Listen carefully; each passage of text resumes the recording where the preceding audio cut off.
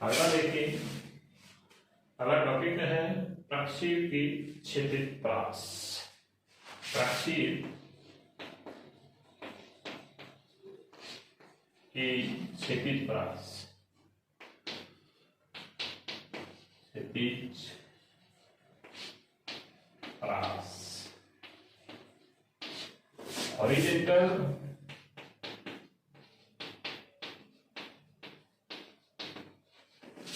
range of projectile,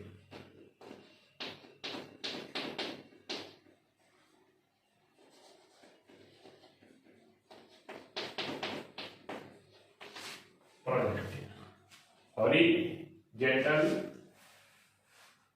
range of projectile। कोई पिंड को हम ऊर्ध्वाधर फेंक रहे हैं तो उसकी क्षैतिज परास अधिकतम कितनी है। जैसे हमने फेंका उसको, वो कितनी दूरी तक जा सकता है क्षैतिज से, कितनी अधिकतम दूरी तक जा सकता है, वो उसकी क्षैतिज परास। जैसे हमने किसी पिंड को फेंका, अब फेंकने के बाद में ऊपर जाकर वो वापस नीचे आया, नीचे आया तो ये पिंड की ये दूरी है, वो से ये दूरी मान लीजिए इस पॉइंट तक जो दूरी है ये क्षैतिज परास है। ये दूरी क्या कराएगी, क्षैतिज परास। क्षैतिज परास को हम आर से व्यक्त करते हैं, कैपिटल आर से। क्षैतिज परास ज्ञात करने के लिए गति के द्वितीय समीकरण, गति के द्वितीय समीकरण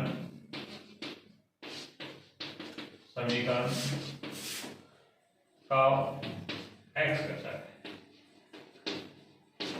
एक्स घटक क्या है, एक्स बराबर से you x T plus 1/2 A x और टी का स्क्वायर, ये एक्स घटक के रूप में।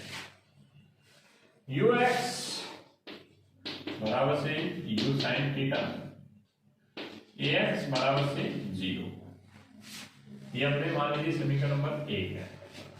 ये दोनों मान रखे हमने, तो हमारे पास x बराबर से u का x, u x का मान क्या है, समीकरण 1 में मान रखने पर, समीकरण 1 में मान रखने पर,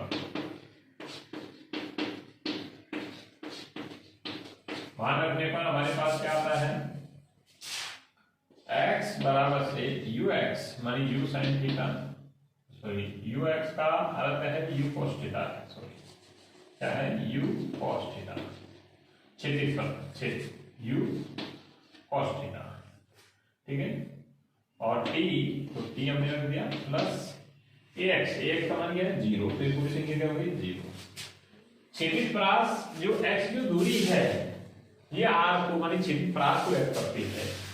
तो जब क्षैतिज परास होता है x बराबर से हम r मानते हैं क्षैतिज परास, तो इसका मतलब है जो समय लेंगे जो ऊपर जाकर नीचे आने में लिया गया कुल समय है।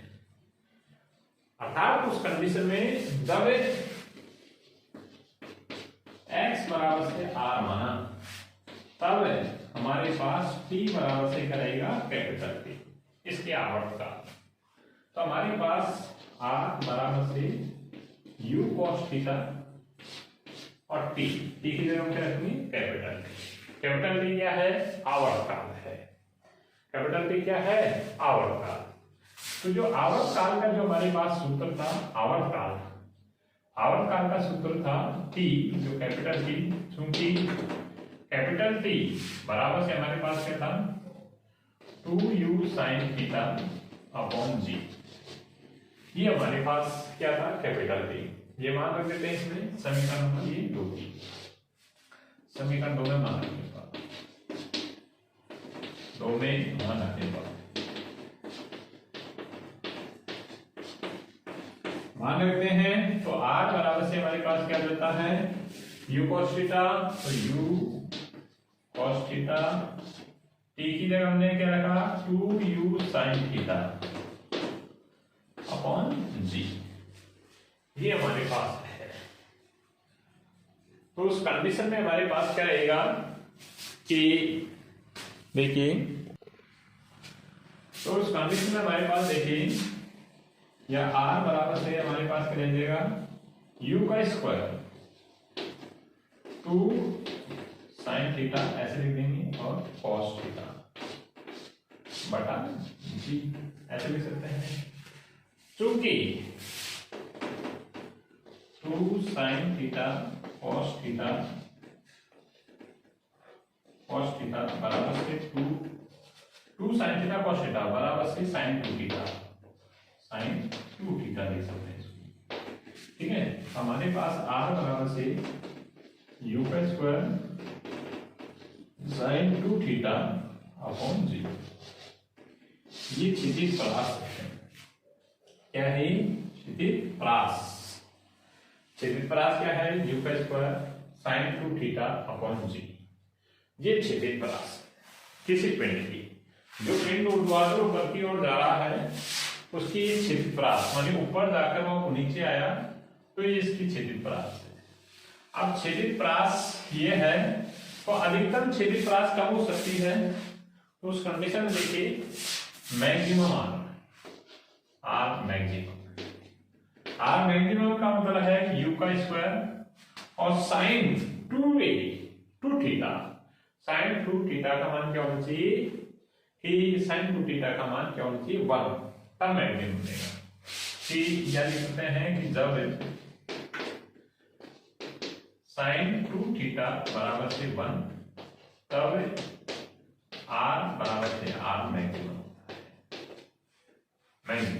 ठीक है, तो साइन 2 थीटा बराबर, तो उस कंडीशन में हमारे पास साइन 2 थीटा बराबर से 1, इसका मतलब क्या है कि 2 थीटा बराबर से 1 कब होना चाहिए? 2 थीटा का मान कितना होना चाहिए? 90 डिग्री, अर्थात थीटा बराबर कितना होना चाहिए? 90 बटा 2, थीटा बराबर कितना होना चाहिए? 45 डिग्री। थीटा बराबर अगर 45 डिग्री है उस कंडीशन में साइन 2 थीटा का मान करेगा 1 रहेगा।